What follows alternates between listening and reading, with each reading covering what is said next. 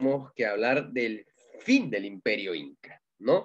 ¿Se acuerdan más o menos que en las clases pasadas habíamos hablado del grande Imperio Inca, ¿no? Habíamos hablado de su relevancia, habíamos hablado de su solvencia dentro del Cusco, cómo es que los incas empezaron a desarrollarse. No sé si llegamos a hablar de Pachacútec, del grande emperador, del rey, del Zapa Inca, perdón, que dividió el Tahuantinsuyo. Luego hablamos de Tupac Yupanqui, no, eso lo hablé el sábado, ¿no? Del hombre que se desarrolló en su máximo esplendor también con sus viajes.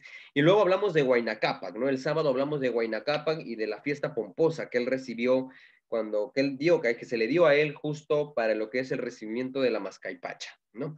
Luego de eso sabemos que él, pues, lógicamente muere, ¿no? Sabemos que antes de que el Pizarro llegue aquí a las costas peruanas, por decirlo de esta forma, Huayna Cápac hizo una incursión en el Ecuador, ¿no? Donde él había nacido.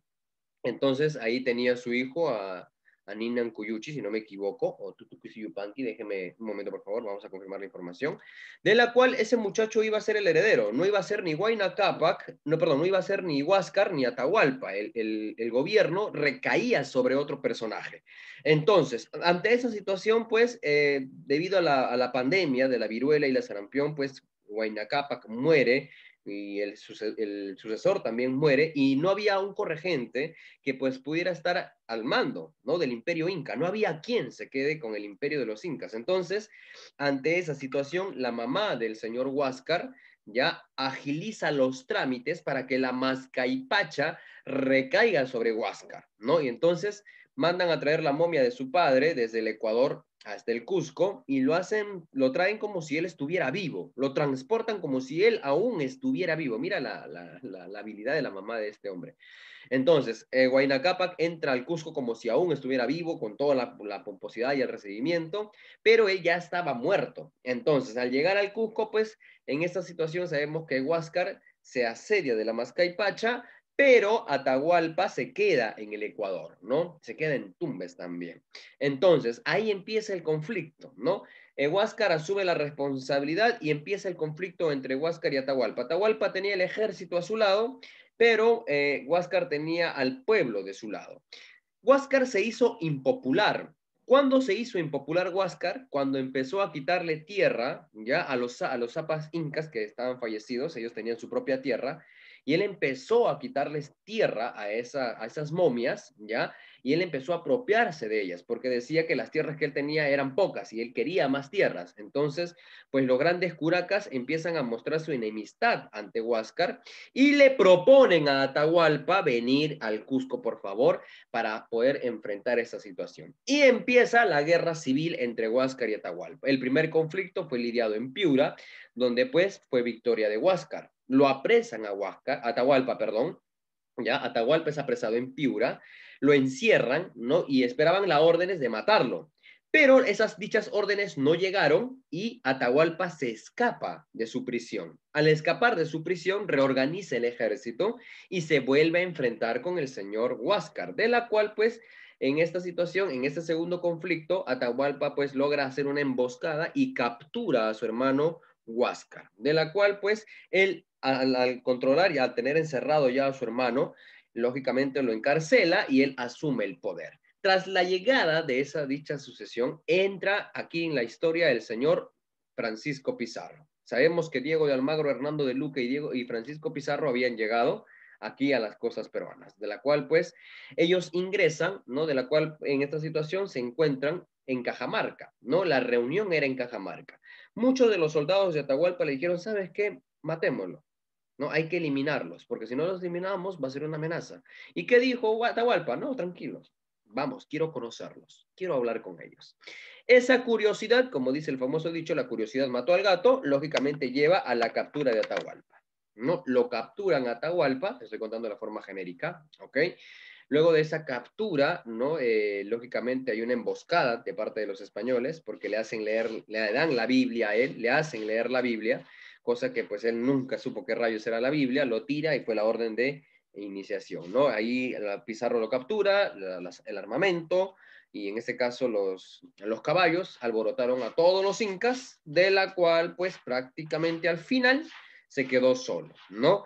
Intentaron rescatar Atahualpa, no se pudo, ¿ok? Y en este caso, pues, para empezar a conquistar el Tahuantinsuyo, Pizarro tiene que nombrar al próximo Zapa Inca, ¿no? Y en este caso estamos hablando del Inca Títere. No te olvides de este nombre del señor Manco Cápac II, que es el Inca Títere, ¿ok? Fue elegido por los españoles para llegar al Cusco. Manco Cápac va a hacer las rebeliones indígenas, ¿ok? Con él inicia las rebeliones indígenas. Ahí está la rebelión de Vilcabamba, donde él, pues, prácticamente va a intentar retomar, ¿no? Retomar lo que era el imperio de los incas, pero no se va a poder, ¿ok? No se va a poder.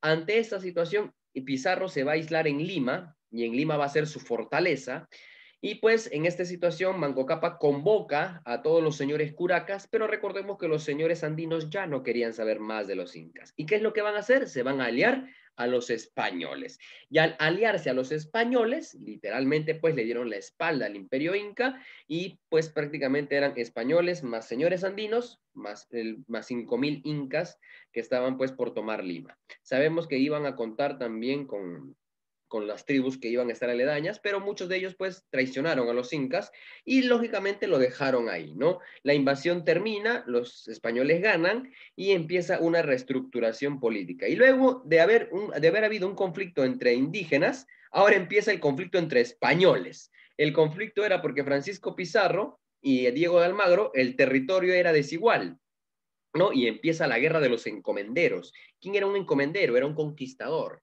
Y los encomenderos empiezan a pelearse por territorio. A tal punto, ¿no? Que sabemos que ante esta situación, Diego de Almagro y Francisco Pizarro tienen un conflicto. Pizarro mata a Almagro, el hijo de Almagro mata a Pizarro, ¿no? Y es una tontería completa y se empiezan a matar entre ellos. Y el rey dice, ¿saben qué? Mucha tontería, vamos a mandar una nueva ley, la ley de las nuevas Indias. Y esa ley de las nuevas Indias proponía pues una reestructuración. Primero, quitarle poder a los encomenderos, a los que habían conquistado las tierras, y luego estructurar y centralizar el virreinato. Luego de ese gran conflicto, pues hubo más luchas todavía, incluso hasta Gonzalo Pizarro también se mete al conflicto y de las cuales pues ahí se manda al primer virrey, el cual el primer virrey también fracasa porque lo matan, pero luego hay una reorganización también por parte de Toledo, el virrey Toledo, con el cual inicia el virreinato. Y es así donde se va a dar origen, por decirlo de esta forma, al famoso virreinato del Perú, ¿ok? La cual vamos a conocerla por dinastías, por la organización política, la social y cómo estaba organizada económicamente. ¿Ok? Ahora, el mundo andino iba a cambiar, ya estaba cambiando. ¿Ok?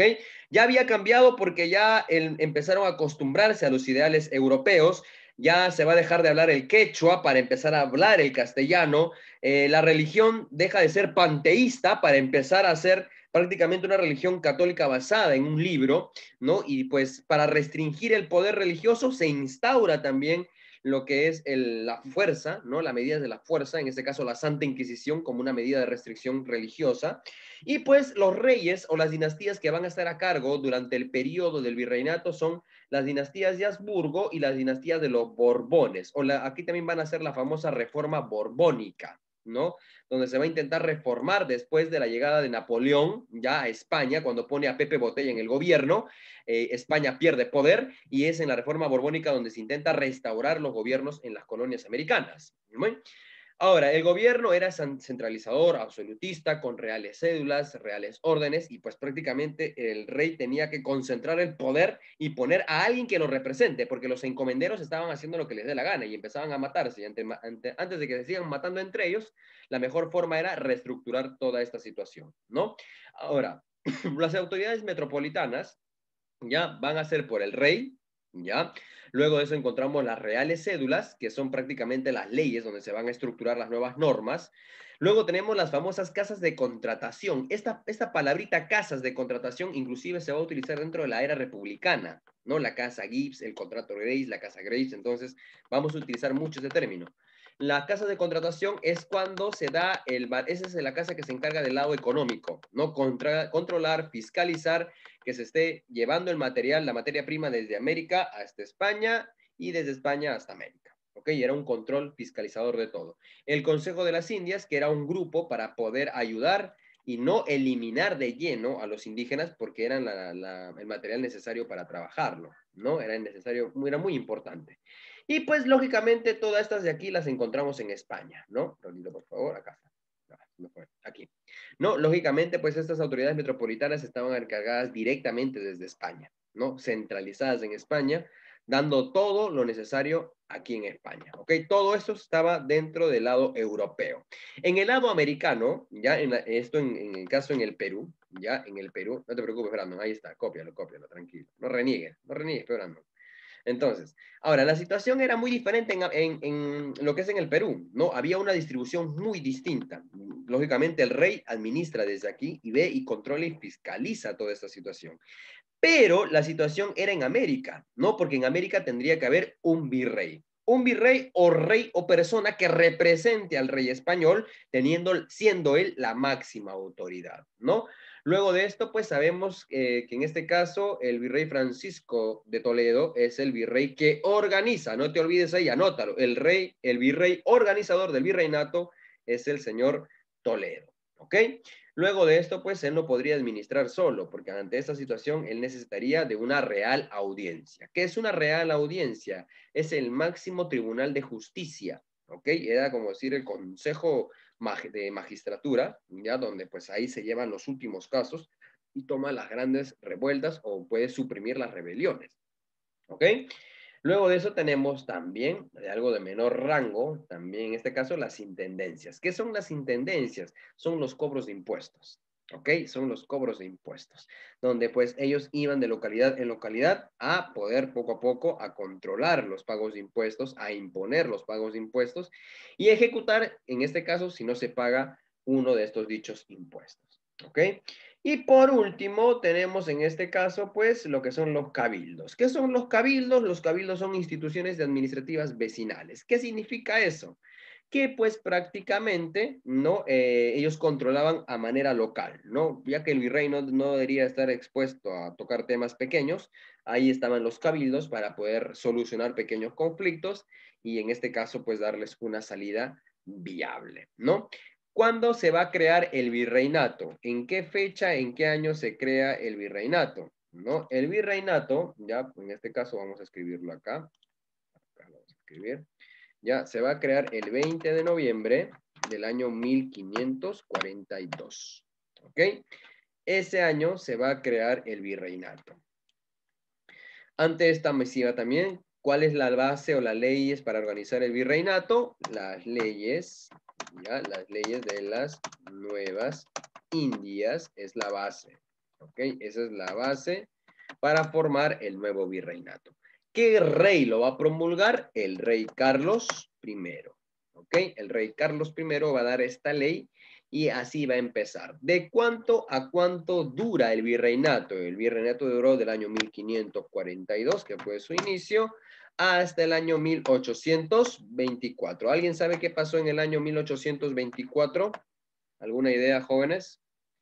¿Cuál es lo más? Se da la última batalla para eliminar a los españoles de aquí del Perú. O Exactamente. sea, se da la real independencia del La país. real independencia. Y se da la famosa capitulación de Ayacucho. ¿Qué es la capitulación de Ayacucho, jóvenes? ¿Alguien se acuerda? La famosa capitulación de Ayacucho.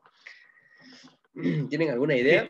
Se firma luego de la última batalla. Aquí los españoles firman su... No me acuerdo bien. Es el Da tratado lugar... por el jefe que de hablan Estado ustedes. Mayor Ya. de José de Cantera, creo. Ok, Ya, yo iba a decir, da lugar a la independencia y el fin del virreinato. exacto, da fin al virreinato, ¿no? ¿Cómo se llamó el último virrey que tuvo nuestro país, jóvenes? El último virrey, incluso el que firma esta misiva, ¿se acuerdan? A ver, entonces si no, googleen, no hay problema. ¿No se acuerdan? El que firmó la capitulación es José de la Serna, el último virrey del Perú, José de la Serna. Él firma el virreinato y la capitulación de Ayacucho. ¿Con quién la firma? Ah, con el señor Simón Bolívar, no te olvides. Es por eso que a veces hay un canto, un himno en nuestra patria que se resalta, perdón, la batalla de Ayacucho y de Junín, ¿no? Donde fueron las dos últimas batallas donde por fin se expulsaron a los españoles. Recordemos que en el año 1821, cuando San Martín llega, los españoles se refugian en la sierra, ¿no? Los españoles aún seguían. Es por eso que el Congreso manda a llamar a Bolívar y le dice, ¿sabes qué, Bolívar? Vente un ratito, por favor, porque aún hay españoles.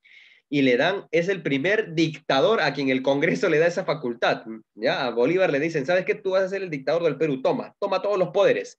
Bolívar absorbe el poder, va a Ayacucho, va a Junín, y ahí es donde se elimina toda esta situación, ¿no? Entonces, lógicamente, ante esta situación, los españoles han tenido mucho tiempo para poder llenarse los bolsillos, por decirlo de esta forma, con nuestras riquezas, ¿ok? Con nuestras riquezas. Pero en este caso ya tenemos las autoridades y cómo estas están prácticamente competentemente organizadas, pero recordemos que todo era una forma de decirlo o una forma de conocerlo, por decirlo de esta forma. Porque ellos decían, en la ley de las Nuevas Indias decían, los indígenas tienen que recibir pagos por su labor, los indígenas no deben ser esclavizados, los indígenas deben ser bien tratados. Eso era lindo en el papel, ¿no? Pero luego de esa situación sabemos que no fue así. El virreinato fue una cosa muy distinta, muy diferente. Bien, entonces aquí te presento al organizador, ¿ok? Él es el organizador del virreinato, el señor Toledo. Más o menos su llegada al Perú fue en el año 1569, donde pues él va a dar un inicio de organización, porque el virreinato se subdivide en ciertos aspectos, ¿ok? Ante esta situación, a él se le conoce como el gran organizador del virreinato, ¿ok? Y en este caso, él va a colocar lo que son los corregimientos, la mita, el tributo, las reducciones, la Santa Inquisición, y le va a poner fin a la rebelión de Vilcabamba. ¿Qué significa esto? Que ya con esto los indígenas ya no van a poder más rebelarse, sino ya están entregados de lleno a esta situación de lo que es el virreinato, ¿no? Ahora, hay situaciones que tenemos que comprender, ¿no? Un ratito vamos a anotarlo acá y te voy a soltar un dato, ¿ok? Te voy a soltar un dato.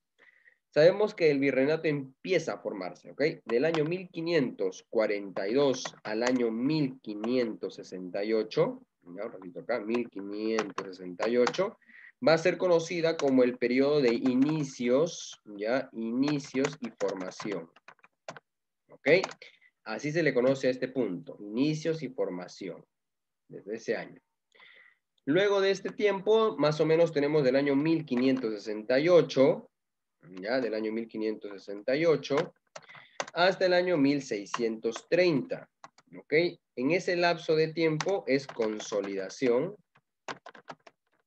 y apogeo, ¿ok? Significa que el virreinato ya está en toda su gloria y está empezando a sacar materia prima del Perú, ¿ok? Y lo está llevando a, en este caso, América. Del año 1757, ya al año, perdón, del año 1630 vendría a ser acá. Del año 1630, ya, del año 1630, hasta el año 1757, ya entra en crisis y decadencia. ¿Ok? Entra en crisis y decadencia. Y en este caso, pues para el año 1757 al año 1814, ya estamos en un periodo muy bueno, ¿ya?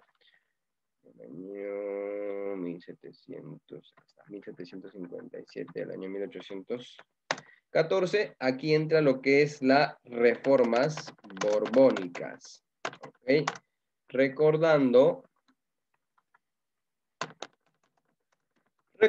que la reforma borbónica buscaba instaurar nuevamente el gobierno español, ¿ok? Hacer que el gobierno español pues tenga el mismo poder, vuelva a tener el mismo poder antiguo, pero ya no se va a poder, ¿ok? Ya no se va a poder esa situación.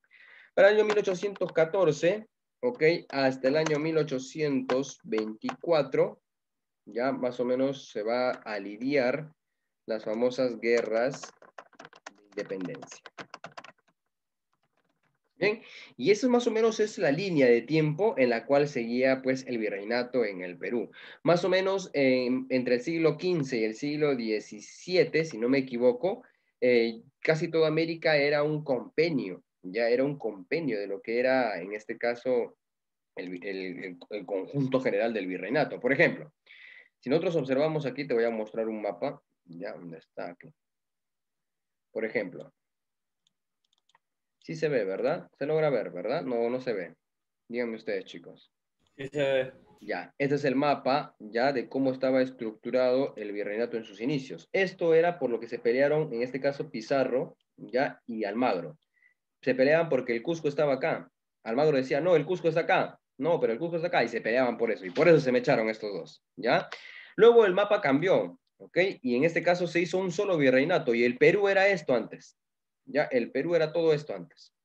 Un país gigantesco, literalmente. Pero tras las nuevas formaciones de las nuevas Indias, pasa a este proceso, ¿no? A todo este punto, ¿no? Acá tenemos, y esto era el Perú en sus inicios. Y si te das cuenta y eres observador, no hay Bolivia. Aquí no hay Bolivia. No es dictadura, pero Bolivia era el Alto Perú y estaba ubicado acá. ¿Ok? Esto es Bolivia. Y antes se le conocía como el Alto Perú. No era un país así. Ya tanto que en el año 1824 recién se independiza. Ya recién busca su independencia y es un país, ¿no? Y lógicamente ahí va a tener su salida, en este caso, al mar. En esta situación, pues, tenemos el Virreinato del Perú, el Virreinato de La Plata, ¿ok? El Virreinato acá de Nueva Granada, y aquí tenemos la Capitanía de Venezuela y la Capitanía de Chile. Cuando hablamos de capitanía, estamos hablando de pequeños sectores administrativos, ¿ok? No eran un virreinato en sí. Pero, no te olvides, por favor, que el centro, el corazón de toda España era Perú. ¿Ok? El Perú, el virreinato del Perú estaba más centralizado. Habían más españoles, todo lo que pasaba, ni aquí, ni acá, ni acá, todo se centralizaba acá. Es por eso que cuando hablamos de las corrientes de independencia, primero tienen que ir por Argentina, pasar por Chile y recién a Perú. Y en este caso, pues tenían que incluso recoger ejércitos, porque no era fácil ya llegar en esta situación a lo que es el virreinato en el Perú, ya que estaba muy, pero muy centralizado. ¿Ok? Y muchos españoles estaban en esta situación. Bien, ahora, ante esta situación, al ver al señor Toledo, pues ahora recordemos que siempre habían las diferentes castas sociales, ¿no? Recordemos que la diferencia de clases sociales, de las castas, y estas pues ya estaban haciéndose más relucientes, ¿no? Ya estaban por relucir y estaban prácticamente. Recordemos que antes los indígenas recibían el poder, ¿no? En ellos residía el poder, ellos tenían el control económico, pero las reducciones van a balancear la economía, ¿no? Y le van a quitar territorio, por decirle así, economía y centralización a los indígenas para que éstas se puedan establecer en la República de los Españoles. Y es así como España empieza a absorber el poder. Y habían razas, ¿no? Habían razas, y es por eso que el Perú es un país megadiverso. ¿No? Tenemos los indios, los blancos y los negros. Recuerden que los negros fueron traídos por los españoles del África, ya que ellos ya vienen como esclavos aquí al Perú. No los traen porque eran la materia más viable y más fácil de desechar porque si es que por ahí algo pasaba, ¿no? Entonces eran la mano de obra más útil y más desechable que se podría encontrar. Pero eso nos va a llevar al punto también de las famosas mezclas y clases sociales, bueno, las famosas castas. Por ejemplo, tenemos el blanco, el mestizo, el indio, el sambo, el negro y el mulato, y sin olvidarnos del criollo, ¿no? Si recordemos, vamos a hacer un remember neuronal. ¿A quién se le decía un criollo? A ver, ¿a quién se le decía un criollo? Criollo, profesor, era español con peruano, blanco. Oh, entonces estamos... No. Criollo eran los españoles nacidos en Perú. Exactamente, Lucas. Los criollos, anota también en tu cuaderno, son los españoles, hijos de españoles nacidos en el Perú. Ya te vas a dar cuenta que los criollos van a jugar un rol muy importante en la independencia, ¿ya? Porque también se les va a quitar derecho a estos hombres, porque dicen, pero yo he nacido en el Perú, soy español, no me dan terreno, no me dan tierra, no me dan nada. Entonces empiezan la pelea con los criollos, ¿ya? Los famosos criollos. Y en este caso, pues, los blancos, ya vamos a detonarlo así, son los españoles nítidos, ok, los que sí son netamente españoles y están acá y viven acá. Un mestizo, ¿quién es un mestizo? A ver, ¿alguien tiene una idea de quién, cómo se hace? Eso Blanco con indio. era de Esa blanco es la con... combinación de blanco con indio, profe. Es una combinación de blanco con indio, exacto. Y los mestizos tenían, ahora la pregunta es, ¿los mestizos tenían solvencia educacional? ¿Podían educarse ellos o no podían educarse? ¿No tenían opción a la educación? ¿Qué creen ustedes? Los mestizos sí se podían educar. Los mestizos sí, muy bien, Mireya, muy bien. Los mestizos sí se educaban. ¿Ok? Ellos sí se educaban. No hay que olvidarlo. Los criollos también recibían una buena educación, pero los mestizos sí se educaban, ¿no? El indio, pues lógicamente es un indio, ¿no? Que ya es, es un nativo del lugar, ¿no? Luego tenemos el negro y en este caso el sambo. ¿Cómo se hace un sambo? Indio y negro. Indio y negro. Por la noche. Y negro. Y un mulato es ya pues prácticamente Negro y blanco. negro y blanco, ¿no? Y estamos ahí, tenemos la función de las castas sociales, de las razas, de cómo estas se van mezclando y cómo estas prácticamente han subsistido. Lógicamente, estos de acá, ya este de acá, este de acá, este de acá y este, bueno, en cierto grado, estos tres eran mano de obra fácil, ¿ok? Mano de obra fácil. En cambio, este, pues, si tuviera una buena solvencia, lógicamente, pues, estudiaría y tendría educación, al igual que el mulato. Son pocos los mulatos que han recibido educación, ¿ok? Son pocos y escasos. Eso siempre en cuando el papá, pues, haya reconocido esa solvencia y, pues, lo reconozca él como hijo y él pueda estudiar, ¿no? Chicos, vamos a volver a ingresar porque ya me queda un minuto nada más, ¿sí? Volvemos a ingresar, muchachos, por favor.